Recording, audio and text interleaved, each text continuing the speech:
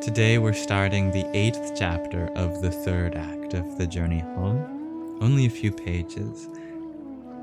I pray that this reading relax your mind and awaken your heart. Let's dive right into it. I next roamed on to Swayambhunath, which lies 3 kilometers west of Kathmandu. Surrounded by a vast expanse of rice paddies, this beautiful hill is crowned with a monkey temple, an ancient Buddhist temple covered by a wide dome called a stupa, and said to be built 2,000 years ago. The 8 eyes of Buddha on the base of the spire observed the 4 directions. These eyes were about to see something amazing. For no apparent reason, one morning I had an urge to walk to Kathmandu. So I left my reclusive abode on the mountain, wandered on foot to the city, and meandered through the streets and markets for a short time. Then I began to walk back to Swayambhunath through a long stretch of rice paddies. With its rich greenery and snowy Himalayan peaks piercing the skies, Kathmandu Valley is like a heaven on earth. As I walked along the narrow bank that enclosed the swampy paddy fields, tiny raindrops began to fall. Dark blue monsoon clouds thickened in the sky, obscuring the sun and promising to send down torrents. As the drizzle grew to a light rain, I looked around for a shelter but saw not a single tree. Nothing but rice paddies stretched in all directions. Then, at a distance, I beheld the figure of what appeared to be an elderly man carrying an umbrella over his head. Hoping to share his umbrella, I scurried along the thin paddy border to catch up with him. The path was narrow and slippery, so I could not walk beside him. Instead, I nestled in behind. Struggling to keep under the umbrella, I repeatedly slipped down toward the soupy mud of the paddy. Meanwhile, the umbrella carrier, or maybe he was concentrating, I skipped a sentence. Meanwhile, the umbrella carrier never once turned around. Perhaps he was intimidated by my intrusion, or maybe he was concentrating on not falling into the pools of mud. In this anonymous way, we 2 strangers walked along together through the deserted and soggy fields for some time. 2 men alone in a vast paddy field, we shared an umbrella as the monsoon poured down torrents. 10 minutes later, when the storm subsided, I offered thanks to the stranger. He turned around now for the first time to have a look at my face. Our eyes met. We were thunderstruck. Our mouths dropped open and our eyes filled with tears. How could this be? For a moment we stood motionless in a place outside of time. The umbrella dropped into the mud. "Gary!" I cried. "Monk!" Under the monsoon sky, hearts bursting with joy, we embraced. "We're together again," I said. There we stood, alone in a vast Himalayan valley, thrilled by the mysteries of life. From the time of our sad farewell on the Isle of Crete, we had walked our respective paths. Inseparable childhood friends, we'd been separated by destiny, and today that invisible puppeteer had pulled us together in an isolated rice paddy in Nepal. Reeling from joy, we strolled through the paddy fields toward the place Gary was staying, all the while exchanging our experiences since parting. Slipping and sliding on the narrow paddy bank, Gary walked in front and I close behind. "Did you ever make it to Israel?" I asked. He turned to me and stroked his beard, which had grown several inches since we last parted 11 months before. "After you left Crete," he explained, I worked on a fishing boat for my passage to Israel. I worked on a kibbutz for a while. Then with some money in my pocket, I set out for India. How did you get here? I took the magic bus. He paused for a moment and began walking again. He described the cheap bus for down-and-out travelers that ran from Europe to India.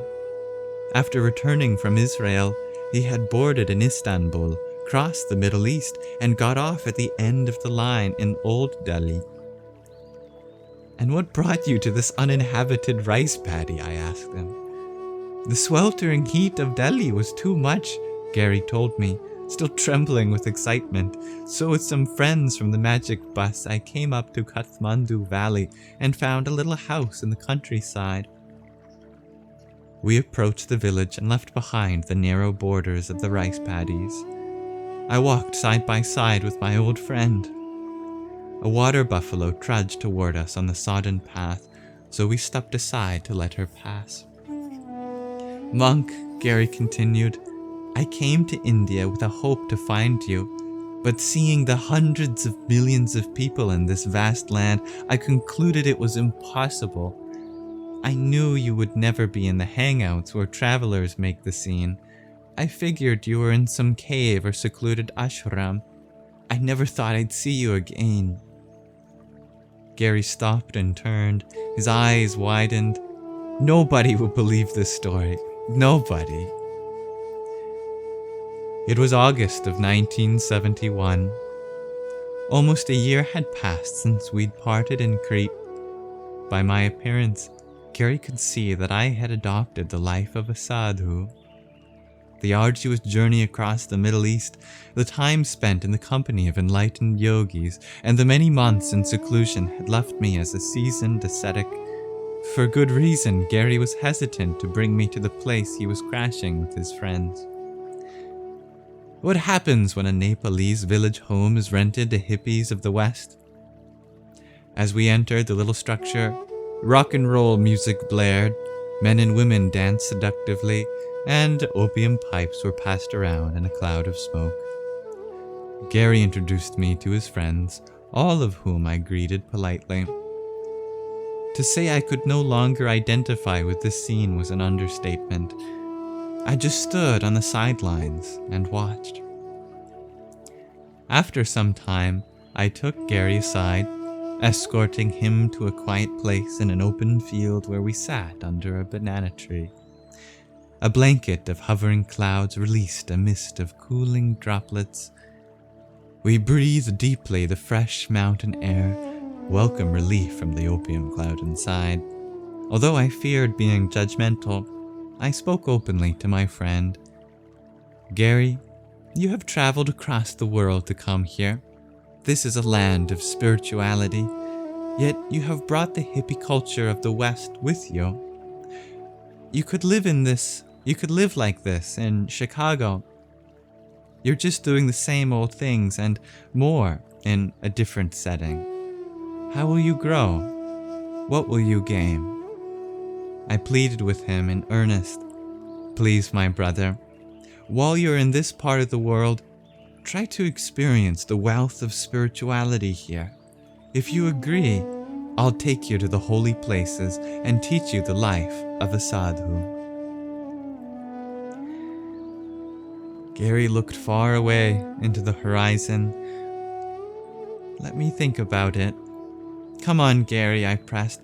Don't you remember when you begged me to go to Europe with you? I dropped all my plans and did it. Now I'm pleading with you to come to the holy places with me. I loved my friend, and it pained me to see that he came so far and was missing this precious opportunity. The next day, Gary said goodbye to his friends and entered into the school of spiritual mendicants. Together again, we began exploring the meaning of life by meeting new people in new places. But this time we followed traditions that were long ago established by enlightened beings. Day to day, I taught my old friend how to survive in India as a spiritual seeker. How amazed he was to learn the method for hitchhiking in India, jumping into the window of a moving third-class train. I also shared with him the art of begging for simple food and dressing like a sadhu. An elderly Swami informed us about a pilgrimage to Amarnath, a famous cave situated high in the Himalayas of Kashmir. He said that any soul fortunate enough to complete the rigorous pilgrimage would be awarded great spiritual merit. Gary was ripe and ready for the adventure, and so was I. We set off.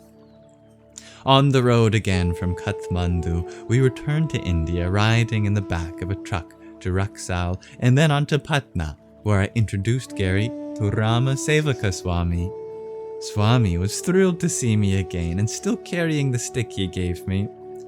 Gary looked on in wonder, amazed by the kind of friends I was keeping. From Patna we traveled west by train. Gary was especially eager for a tour of Varanasi from a sadhu's perspective. While there we visited the famous temple of Kashi Vishwanath in the early morning. Brass bells were ringing, hymns were chanted by the temple priests, and swirling pillars of incense smoke rose and dissipated into the air. I prayed, "My Lord, I long to know you and to love you. Please show me the path I must follow." Something happened to me at that moment. I was overwhelmed with a feeling of hope that if I only humble myself before the Lord, everything would be revealed. I felt that his hand was reaching out to me and that something very special was about to happen in my life. It was at the railway station in Varanasi that we squirmed into a train of compressed human bodies crushed limb to limb in the sweltering heat of the monsoon. The whistle blew as the steam engine pumped up bellows of smoke and hissed out steam. The heavy steel wheels ground forward, the train lurched, and we were on our way. The monsoon storm was furious, converting an agricultural field into a muddy lake and paralyzing the engine. Hours passed in stagnancy. In the extreme heat, striving to set aside my physical discomfort, I'd longed to hear the whistle blow, signaling movement. Nearly 2 days later, the train inched out of the fields, and before dawn, halted at an unknown station. Gary and I escaped through a window and onto the platform for temporary relief before the journey continued. The fresh air was glorious. The dimly lit crowded railway platform looked dirty and run down. To us, though, it was like a paradise, a place where we might find water to drink, air to breathe, and space to move our limbs. But while we were stretching, the whistle blew, the steam hissed, and the train jerked forward. Frantically, we ran alongside and tried to jam our bodies back into the window, but couldn't penetrate the masses inside. Window after window and door after door, we tried to claw our way in. Finally, the train disappeared down the tracks, leaving us behind. We stood there, stranded in an unknown place, not knowing how long it might be until another train came through. Gary looked at me and asked, "Now what?" And that's the end of the chapter. Thank you for listening. I look forward to starting the 9th chapter of the 3rd act with you next time. So, if you have any insights you want to share before then, please let me know.